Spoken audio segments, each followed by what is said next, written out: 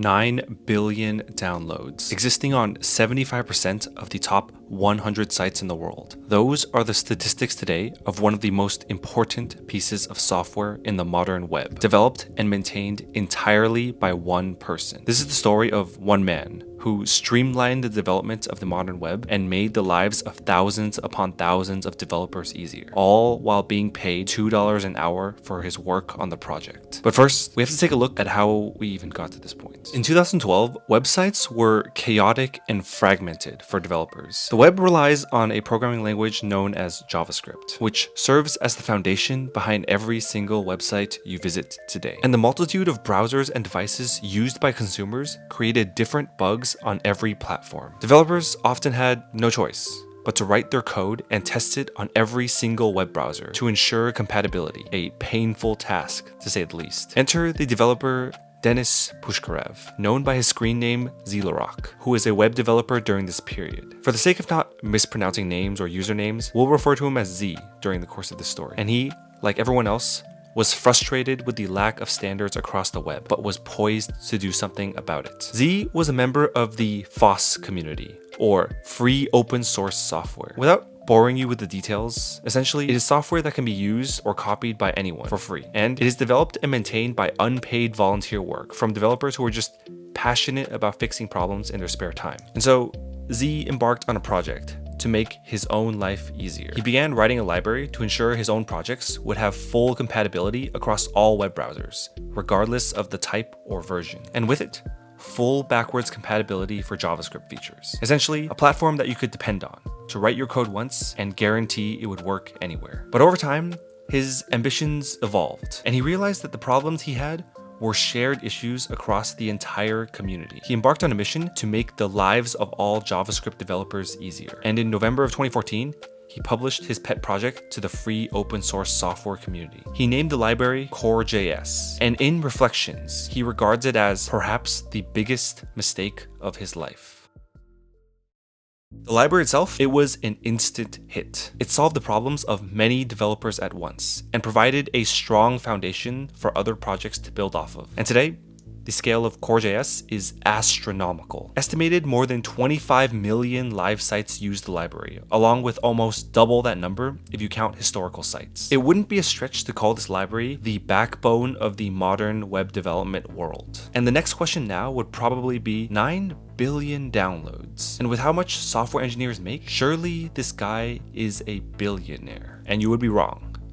Dead wrong. As mentioned, Core.js is free open source software, and its existence hinges upon unpaid volunteer work. He essentially made no money off the project for a long time. But the growing work regarding the library was something that could not just be built once and left forever. The library required active maintenance, adapting to new standards, new updates, bug fixes, performance improvements, vulnerabilities, etc. Then came a turning point for the author. Continue his full-time job, continue his work on Core.js in his free time, and risk falling behind on the work of which thousands of other projects depended on, or quit his job entirely to devote all his time and his resources to this project. For most people, this would be an easy choice. Hundreds of hours of free work every week that goes completely unrecognized and unthanked. Why on earth would anyone want to stay in that position? But the author of Core.js, he felt that he had a civic duty to the development world, and his project laid the foundation for thousands of other projects silently. Most didn't even know they had this project installed. The choice for him, it was easy. He quit his job sometime in 2018 to focus his efforts full-time on Core.js. He cut his cost of living and moved to Russia in order to prolong his savings. And he felt that over time, his work would speak for itself.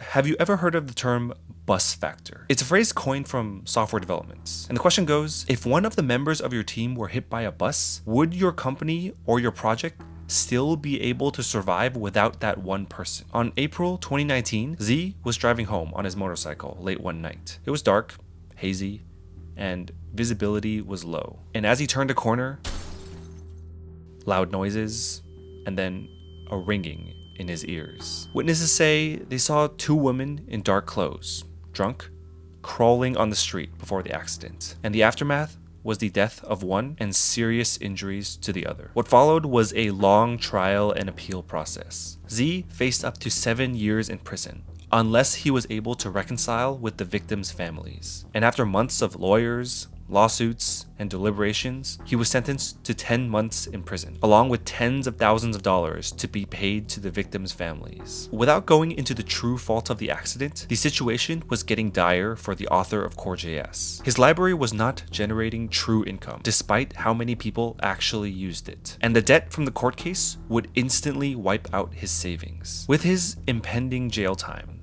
a major question lingered. Who would maintain the library? And what would be the downstream effects on the JavaScript and the web community if he could not find a replacement? The most obvious plan of action would be for him to try and leverage the massive user base of his open source library to try and gather funds. But as you might remember, most people who used Core.js didn't even know they had it installed. And the result of asking for donations through word of mouth was a meager $57 a month, far from what was needed for a living wage. That's obviously wasn't going to pan out.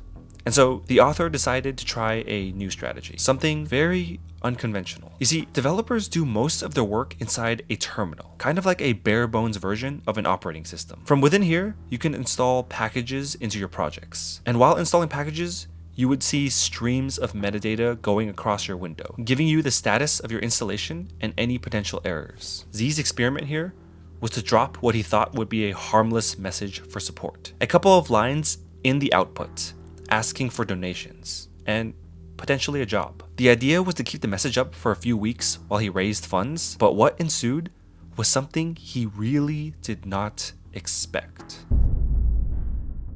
Almost immediately, the response was overwhelmingly negative. People were deeply offended that the author would place an ad in a place that should be dedicated to only errors and information. And people took their hate and directed all of it at the author of the library himself. They dug up his court case with the motorcycle accident. They verbally abused him. They openly suggested replacing him as the author of the project. The hate was incredibly widespread, and Z became notorious overnight. And while the message for donations was only supposed to stay up for a few weeks, instead, the author decided to keep the post up in perpetuity as a matter of principle and spite. I can't say I blame him. In January of 2020, Z began his 10-month-long prison sentence. A post popped up in the issues section of Core.js, the state and governance of Core.js. The question from the post was simple: who would maintain the project? There was concern about what the downstream effects would be if the project was completely unmaintained. There was a clear consensus. People simply did not have the time or resources to help. And for a while, very little development happened on Core.js. October 2020, Z is released from prison. And what does he do with his newfound freedom? Does he look for a new software job and try to pay off his debts? Or does he come right back into the toxic relationship that is Core.js? Right back to the hundreds of hateful comments about the state of the library? You can probably guess what the answer was to all that. This time though, things changed for Z. He begins to question why he is doing this and for who. For the first time, he begins to look towards a future without Core.js in his life. And again, his life goes through a number of changes. Around the beginning of 2022, two major events happen. The Russia-Ukraine war begins, and Z becomes a father. The war and the sanctions on Russia that followed put a massive dent on the amount of money that the author of Core.js could collect due to money flow restrictions. At one point, his monthly revenue dropped significantly. He estimates that he works an average of 250 hours a month on Core.js, while making a staggering $400 a month for a rate